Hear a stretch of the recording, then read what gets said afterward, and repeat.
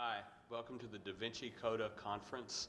I'm assuming if you're here or if you're watching the DVD, you've already examined the website. You have an idea who Dr. Michael Heiser is, his credentials. Just in case you don't, he's got 2 master's degrees in ancient texts and in ancient history.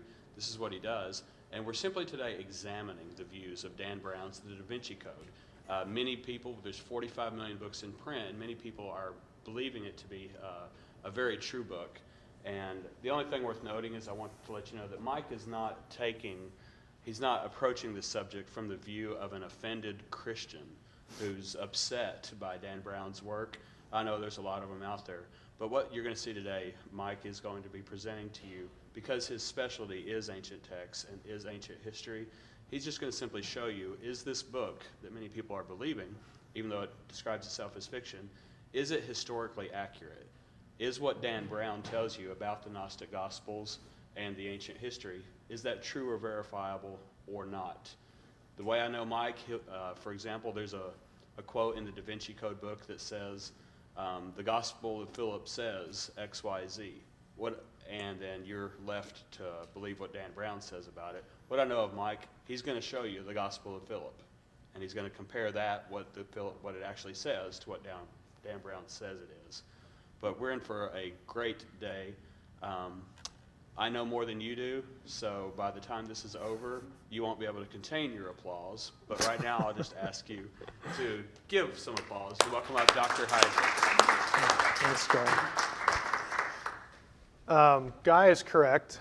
I didn't read the DaVinci Code and just feel like I needed to go jump over a cliff or get overly angry about it.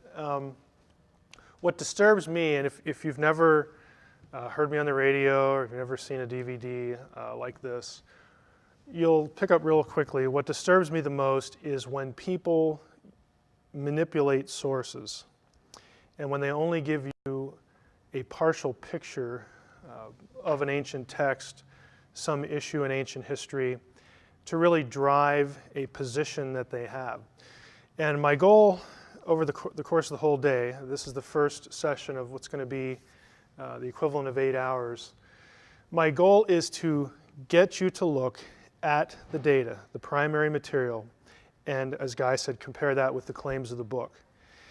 Sometimes this isn't going to be terribly exciting because what I will do, and that's not, now's not the time to click off the DVD, I'm going to explain what I just said. What I tend to do is I tend to try to show you the source, and when I'm quoting from a secondary source like a dictionary or some accepted scholarly work that is just accepted and used and praised by everyone in a given field, I'll give you the page. I'll give you the page number. I'll show you the text. I want you to have the information so that you don't have to just assume that I'm quoting it right or I'm just such an honest guy, you can just always trust me. I think I am an honest guy and you can trust me. But I still like to put it in front of your eyes so that you can see that I'm not making it up. The last thing I want to say by way of introduction is I'm not so worried about Dan Brown. Dan Brown is an author. He writes fiction. He probably has gone a little too far in sort of implying, and in some cases saying that he believes this or that about his sources. The people that if I'm going to target anybody today, it's going to be the people he uses as sources, because I do think that they're being dishonest and I do think they're being manipulative. And I will name them by name. They know where to find me if they don't like it, and they're free to prove otherwise, because I think it's going to be pretty hard because it's going to be right in front of your face. The first session that I think we need to go through is introducing Gnosticism for you. This is a term that you often hear related to the DaVinci Code and its contents. It's one of those terms that people throw around and you may or may not know what it is. But if you know the basics of Gnosticism, the Gnostic worldview, it will help you frame certain positions that are put forth in the DaVinci Code. And so this is where we're going to start today. This is the worldview behind the DaVinci Code. Now, the basics are this. In Gnosticism, they'll use the term God, the true God. The true God, you need to know right away in Gnosticism, is not a personal being. When I don't know if any of us in here in the room are Gnostics, but chances are you're not. When you think of God, you think of a person.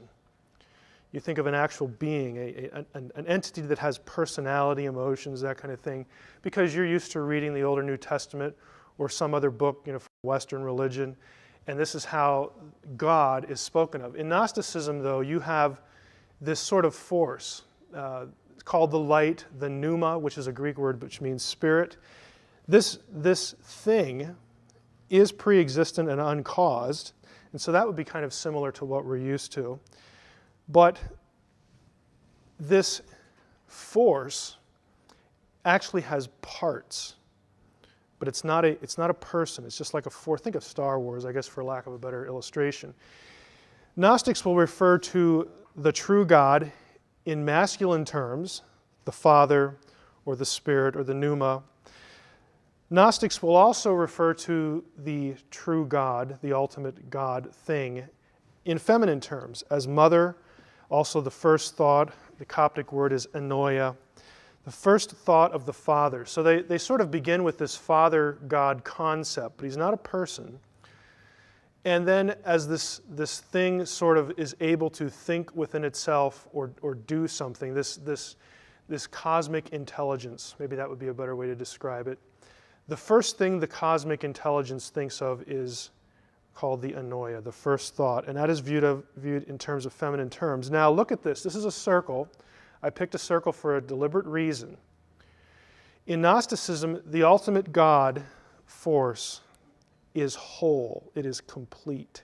It is self-contained. It is self-existent and pre-existent. It has balance, masculine, feminine.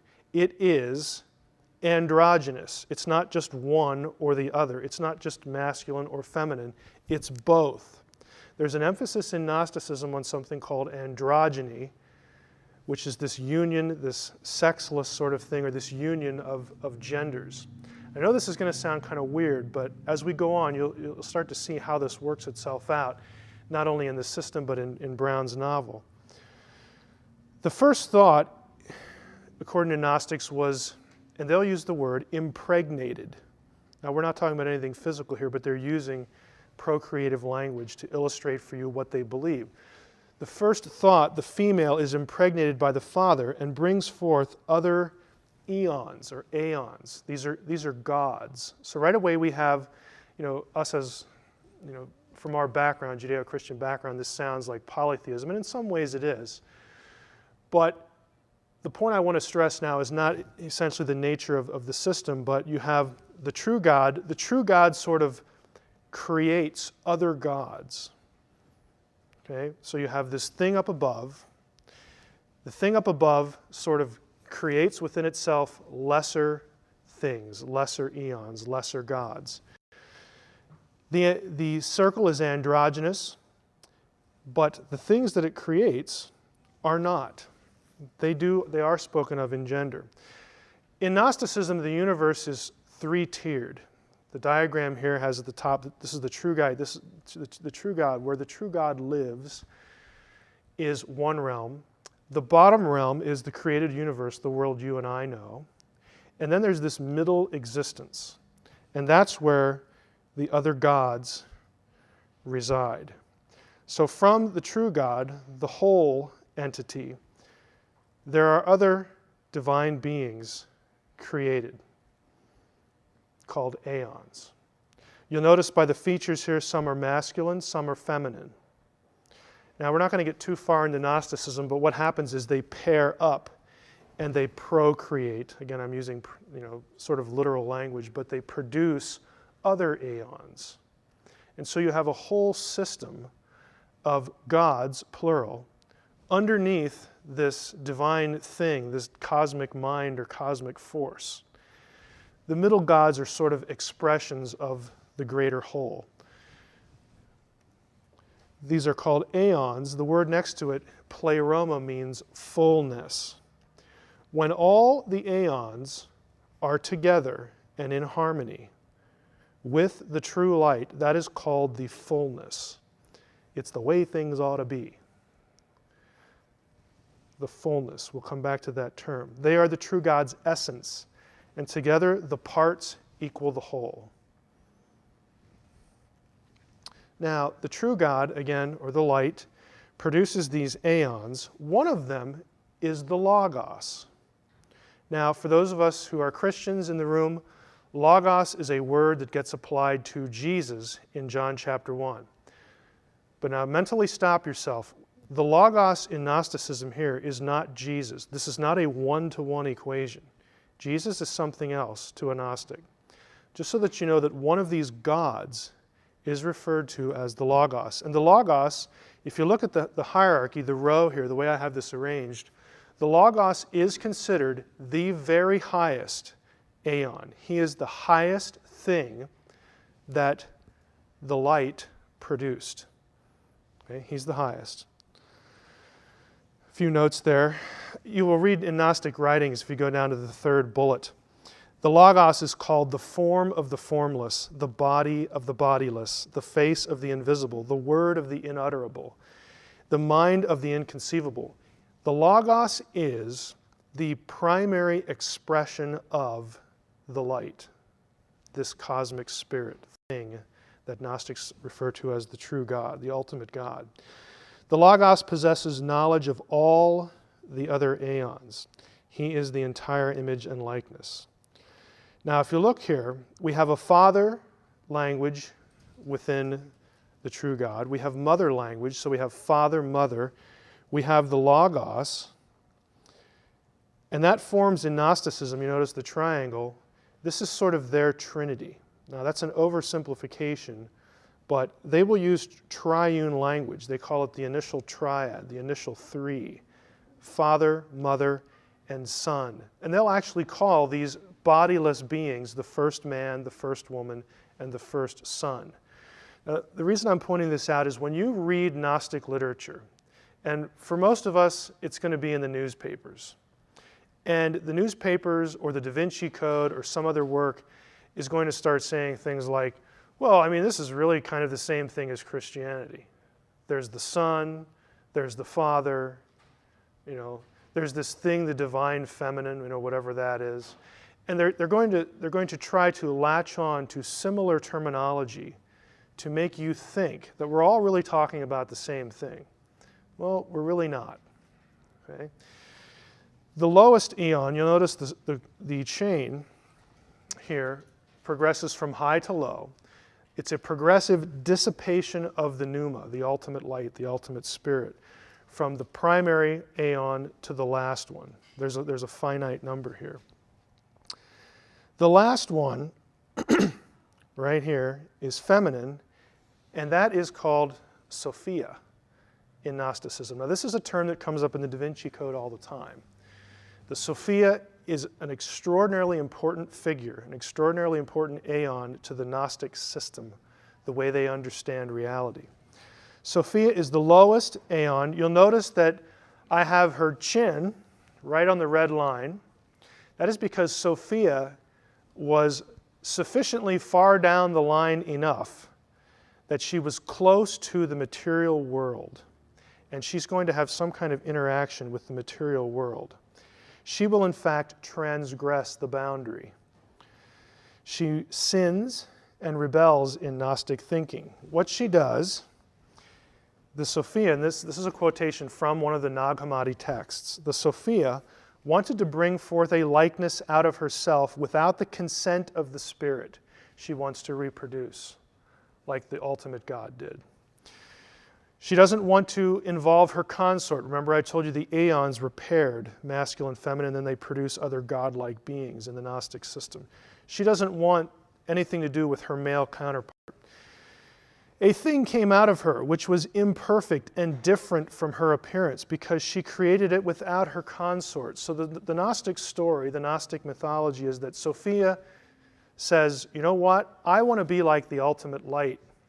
I want to be like the Most High. Okay? And I'm going to create of myself something. I'm going to imitate his behavior. And Gnostics view that as sort of a good thing. But, she kind of preempted the way it's supposed to be done, but it's still somewhat okay. Why did she do it? Because she is, according to Gnostic text, unconquerably prunikos, which means lewd. I am the whore and the holy one. I am the wife and the virgin. Holy, whore, wife, virgin. Think DaVinci Code. This act of, there's this thread running through the novel about how this sexual act, this sexual ceremony somehow is an act of worship. What they're trying to do, what Brown is trying to describe, and not all Gnostics saw it this way, but many did, was that this ritual act of intercourse somehow commemorates not only Sophia's reunion. We're going to talk about when Sophia gets back to the Pleroma, when she repents, but also the initial androgynous male-female togetherness of the ultimate reality. That's why the act of intercourse has a sacramental value to some Gnostics. What does she make of herself? She makes a being called the demiurge, which just means the maker. The demiurge is also known as Yaldabaoth, child come forth or child of chaos. You will see both translations. He is also called Saklas, the fool. He is also called Samael, the blind one. This being is none other than Yahweh, the God of the Old Testament, in Gnosticism. The God of the Old Testament to a Gnostic is a created being. He is called a fool. Why? Because he runs around saying, I'm the only God. There's none like me. Duh. Okay, Gnostics consider the God of the Old Testament a fool because he doesn't want people to know, and he's going to create humans. He doesn't want humans to know that actually there's a whole bunch of aeons that are bigger than he is, more powerful. And there's even further removed from him this ultimate God thing. The God of the Old Testament to a Gnostic is a fool, is blind because he doesn't seem to realize that there are other gods. He goes around denying it. He's either blind or he's an idiot. And he's just bad because he doesn't want you, humanity, to know the truth. Now, here's our line separating the middle realm from the realm we know. The demiurge is going to create the world, just like in the traditional Old Testament. The demiurge will also create archons, which is a word that means rulers. The archons are mentioned in the New Testament. These are the principalities and the powers of the air, the rulers in high places who are wicked. But in Gnosticism, the archons, yes, they're bad because the demiurge made them. But they're not bad in the sense of they're opposing God. They're actually, in Gnosticism, the archons are God's henchmen. They do his bidding to suppress humanity, to keep humanity from learning something. And we'll talk about what that something is. So the demiurge makes helpers, what we would think of as fallen angels or watchers or fallen sons of God, archons. It's really the same old thing. Together, the archons, now look, the key there is together. The archons and the demiurge make Adam. Let us create humankind in our image. A Gnostic would say the plural there indicates that the demiurge and the archons get together and fashion the man. It is a co-creation. Those of you who are familiar with other stuff I do know that I don't buy that position because the grammar of Genesis 1:26 does not support it, but frankly, Gnostics don't care. So we'll skip that point. If you want to find more about that, you go up to my website. Sophia looks down at this. You see the yellow line there.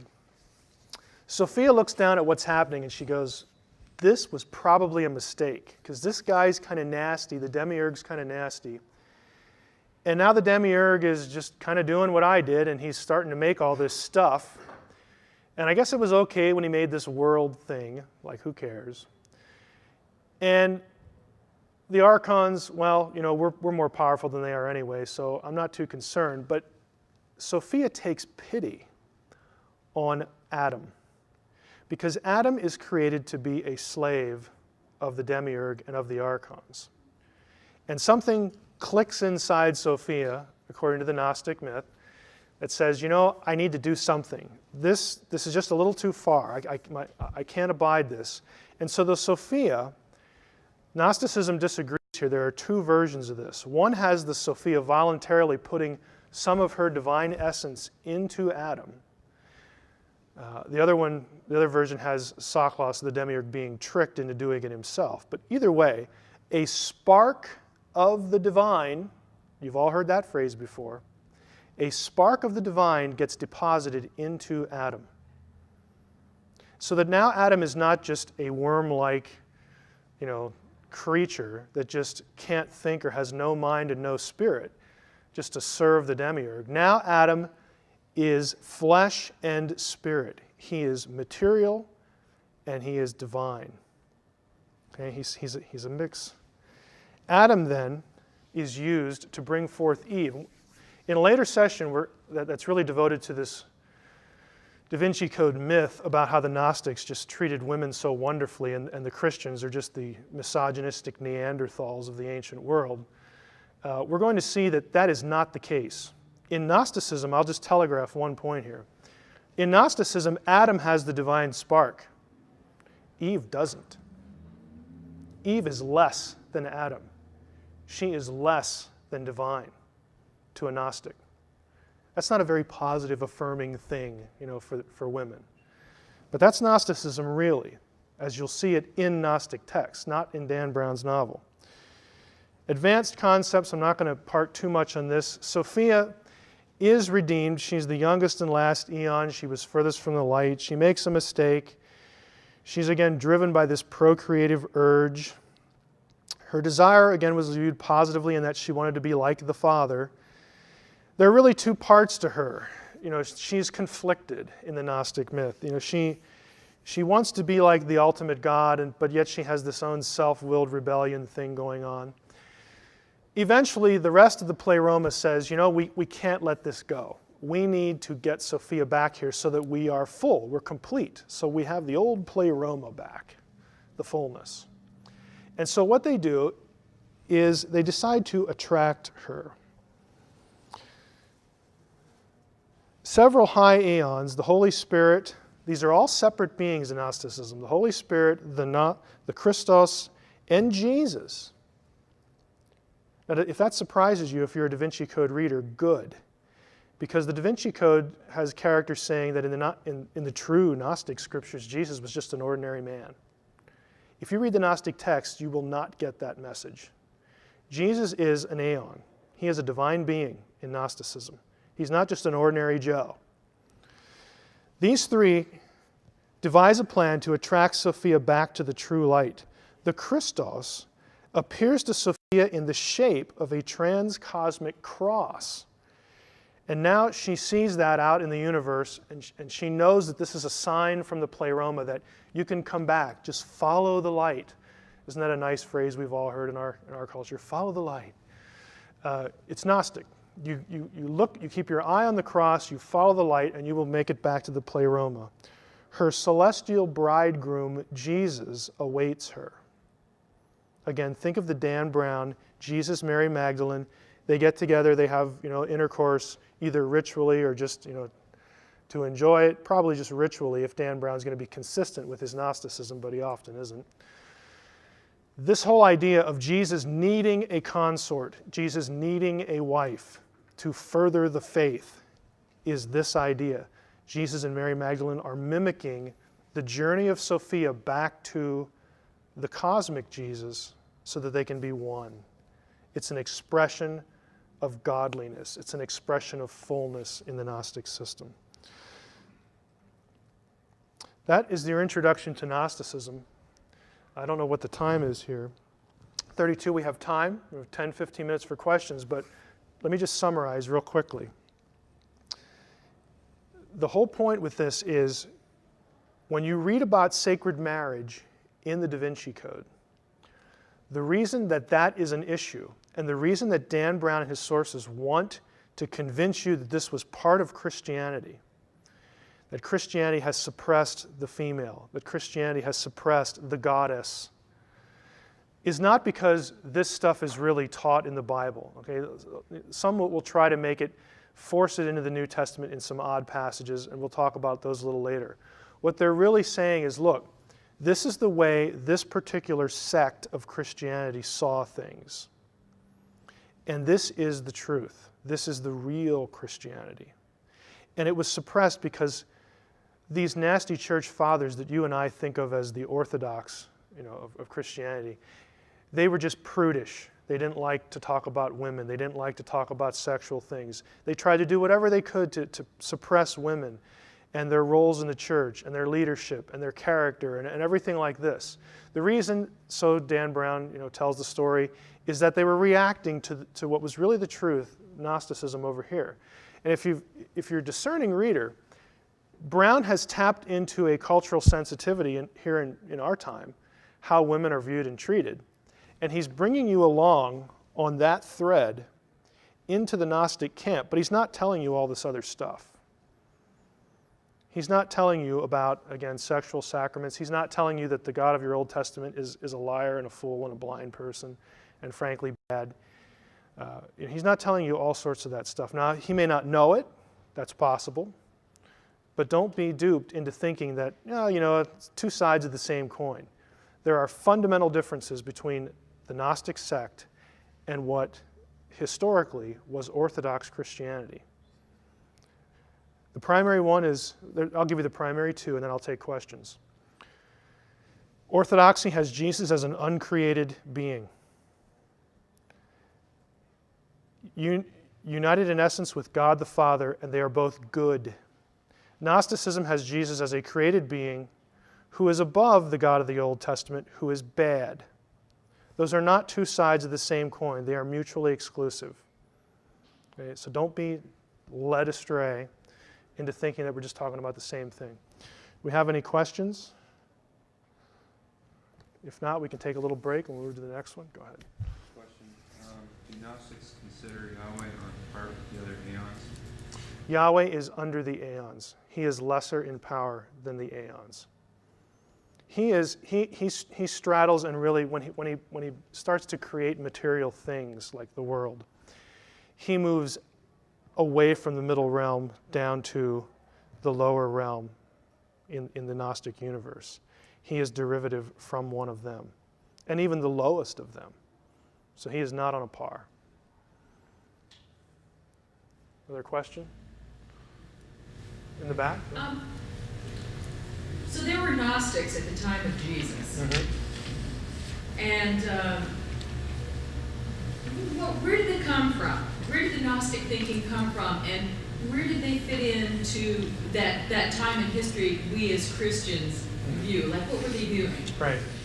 The question is where, the Gnostics were around, they developed, where did they come from? Gnosticism as a full-blown system, you don't have what we call Gnosticism until the 2nd or 3rd century AD as a system. You have elements of its thought, of its worldview prior. And the strands come from different places. One of the more obvious is that it was a struggle, and frankly, if we're honest, it still is to some extent.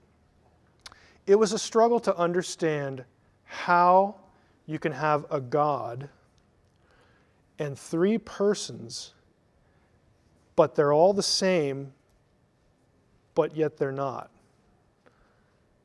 And the Council of Nicaea was an attempt not to come up with a new position. The Council of Nicaea is arguing for an ancient way of understanding that. And in, I think, the 3rd or 4th session here, we're going to talk about Jesus as God well before Nicaea. And frankly, the idea that there was a Godhead in Judaism. That idea is not a Christian invention. It's Jewish. But backtracking, it's hard to understand. I'll take you through some Old Testament passages today. And you'll look at them and you'll go, well, there's 2 there. How can that be? How can there be 2 gods? I thought Judaism was this monotheist, It is and it isn't. It depends how you define your terms, and it depends what the texts are saying. And they were struggling with this like some of you. When I show you some of these things, you're going to go, well, how did that work? Why didn't they get that? Or if they got it, why did they go over here with it? And that kind of thing. Gnostics are trying to they're struggling. And I feel somewhat sympathetic to Gnostics on that level, and to Arius, who was the focal point of the Council of Nicaea, his heresy, because he's just trying to figure this out. Another strand is Jewish mysticism. The idea of, well, what is it really like at home in the Godhead? I mean, what is it really like? Who lives there with God? And we ask these questions now. Well, before there was a creation, what was there? What was God doing? If there was no time, can God have thoughts that are in order? Can there be chronology before time? I mean, they're thinking these thoughts, and when the ancients are thinking these thoughts, they're essentially putting them down either in the heads or in writing. They're trying to systematize their thinking to understand what goes on with God and what's his relationship to these other beings that we see in the Scripture. We see plural Elohim in the Old Testament. We see the Word. We see the name. We see the angel of the Lord. We see the one who rides on the clouds, who isn't Yahweh in Daniel 7. They're reading their Bibles, and they're trying to grapple with how to correctly systematize this. Now, what happens is you take those questions, which are all legitimate, and Gnostics come from Egypt, and what they did was they started to try to merge what they're seeing in the Old Testament and in Jewish writings. This is all before the New Testament's written, and it carries on when the New Testament starts getting written. And they start looking for counterparts in the local religion of Egypt. And once that happens, you see this convergence of threads. And out of that comes Gnosticism. Another strand is, what about evil? Why is there evil? Orthodoxy has, I'm not going to say there's just one explanation for this, but Orthodoxy wants to see, and I agree, but I'm not going to go any further than that because there are ways to understand this, and there's difference of opinion. But the Orthodox position is that, look, if there's anybody in control of evil other than God, then we've got problems. Then we're dualists. Then there's a competitor to God out there who's just as powerful as he is, and that isn't reflected in the text of the Jewish Bible. The God of Israel, who is our God, the God of the New Testament, because the church derives from Judaism in that sense. And so that just wasn't an option. But then that means that God is somehow in control, ultimately, of evil. Now, does God cause evil?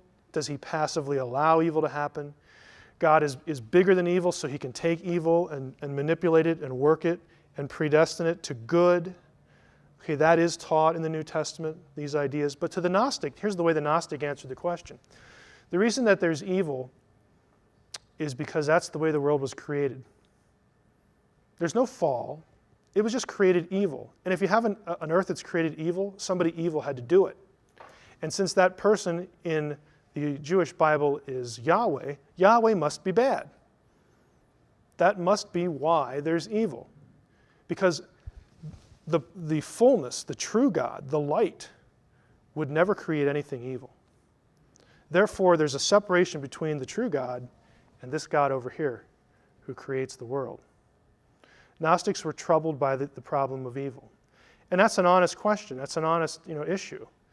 So I'm not going to portray Gnosticism as some sinister movement or force that, four guys got in a room one day because they didn't have anything better to do and say, hey, let's create a counter system to Christianity. We all just hate these Christians.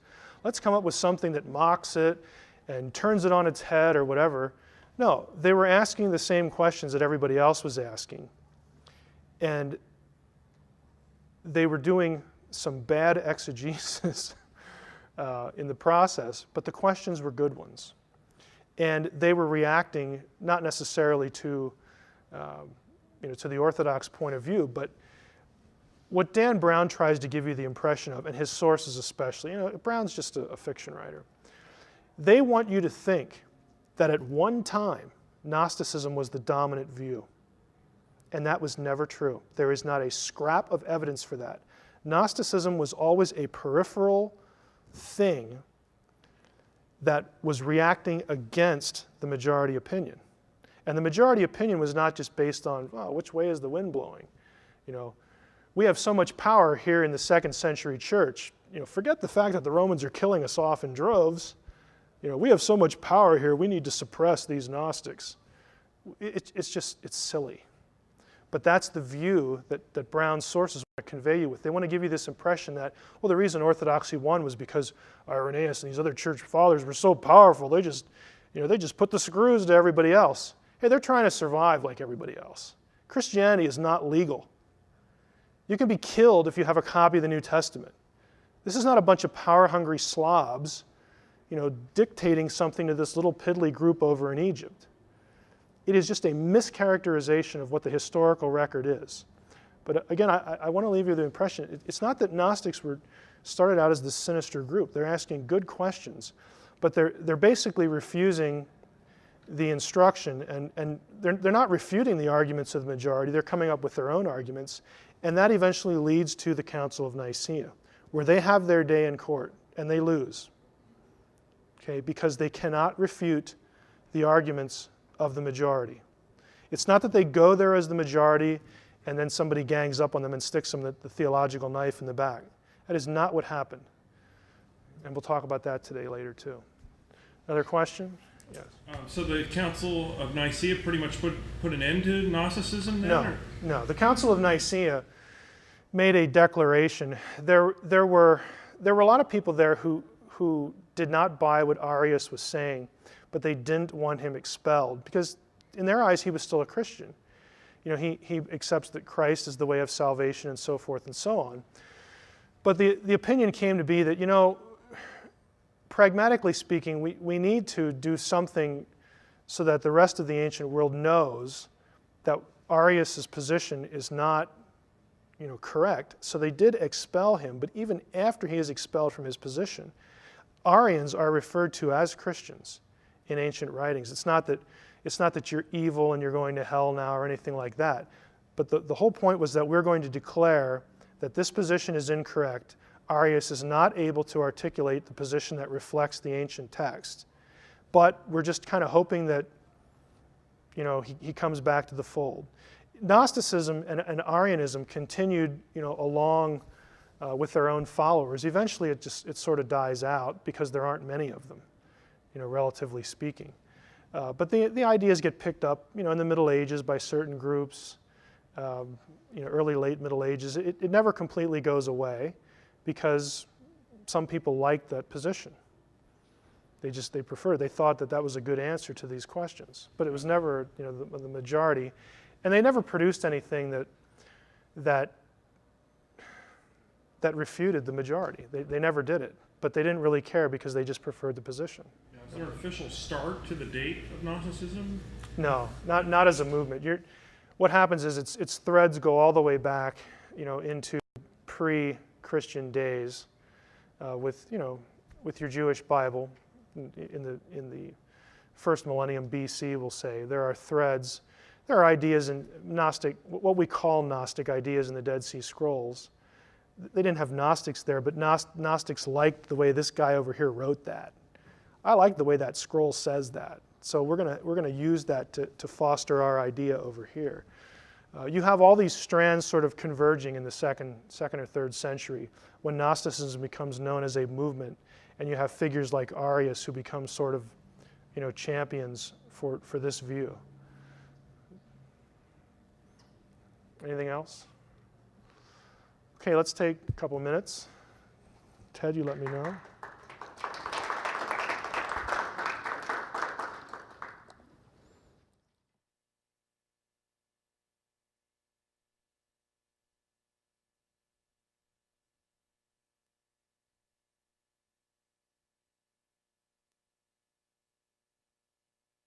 Never seen a DVD like this. You'll pick up real quickly. What disturbs me the most is when people manipulate sources and when they only give you a partial picture of an ancient text, some issue in ancient history, to really drive a position that they have. And my goal over the course of the whole day, this is the first session of what's going to be the equivalent of 8 hours. My goal is to get you to look at the data, the primary material, and as Guy said, compare that with the claims of the book. Sometimes this isn't going to be terribly exciting because what I will do, and that's not, now's not the time to click off the DVD, I'm going to explain what I just said. What I tend to do is I tend to try to show you the source, and when I'm quoting from a secondary source like a dictionary or some accepted scholarly work that is just accepted and used and praised by everyone in a given field, I'll give you the page. I'll give you the page number. I'll show you the text. I want you to have the information so that you don't have to just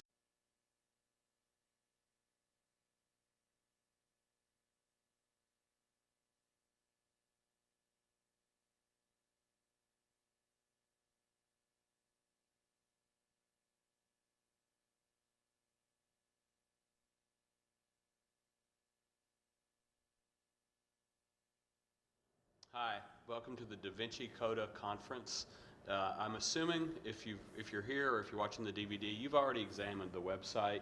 You have an idea who Dr. Michael Heiser is, his credentials. Just in case you don't, he's got 2 master's degrees in ancient texts and in ancient history. This is what he does. And we're simply today examining the views of Dan Brown's The DaVinci Code. Many people, there's 45 million books in print, and many people are believing it to be a very true book.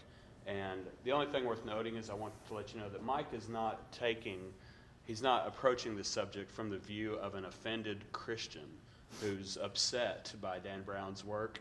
I know there's a lot of them out there. But what you're going to see today, Mike is going to be presenting to you, because his specialty is ancient texts and is ancient history, he's just going to simply show you, is this book that many people are believing, even though it describes itself as fiction, is it historically accurate? Is what Dan Brown tells you about the Gnostic Gospels and the ancient history, is that true or verifiable or not? The way I know Mike, for example, there's a quote in the DaVinci Code book that says, the Gospel of Philip says X, Y, Z.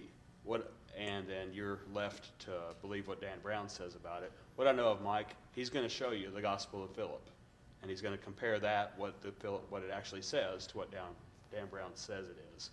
But we're in for a great day. I know more than you do, so by the time this is over, you won't be able to contain your applause. But right now, I'll just ask you to give some applause to welcome up Dr. Heiser. Thanks, Guy. Guy is correct. I didn't read the DaVinci Code and just feel like I needed to go jump over a cliff or get overly angry about it. What disturbs me, and if you've never heard me on the radio, but if you know the basics of Gnosticism, the Gnostic worldview, it will help you frame certain positions that are put forth in the DaVinci Code. And so this is where we're going to start today. This is the worldview behind the DaVinci Code. Now, the basics are this. In Gnosticism, they'll use the term God, the true God. The true God, you need to know right away in Gnosticism, is not a personal being. When I don't know if any of us in here in the room are Gnostics, but chances are you're not. When you think of God, you think of a person. You think of an actual being, an entity that has personality, emotions, that kind of thing, because you're used to reading the Old or New Testament or some other book, from Western religion, and this is how God is spoken of. In Gnosticism, though, you have this sort of force called the light, the pneuma, which is a Greek word which means spirit.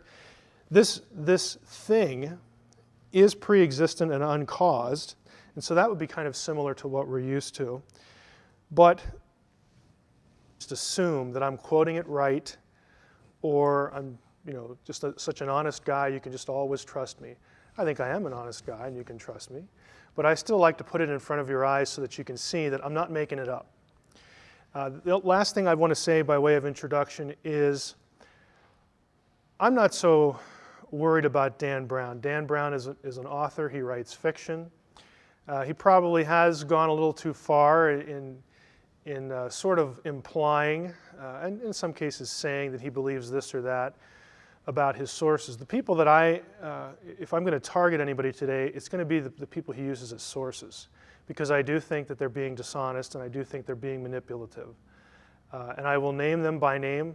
They know where to find me if they don't like it, and they're free to prove otherwise, because I think it's going to be pretty hard, because it's going to be right in front of your face. The first session that I think we need to go through is introducing Gnosticism for you. This is a term that you often hear related to the DaVinci Code and its contents. It's one of those terms that people throw around, and you may or may not know what it is.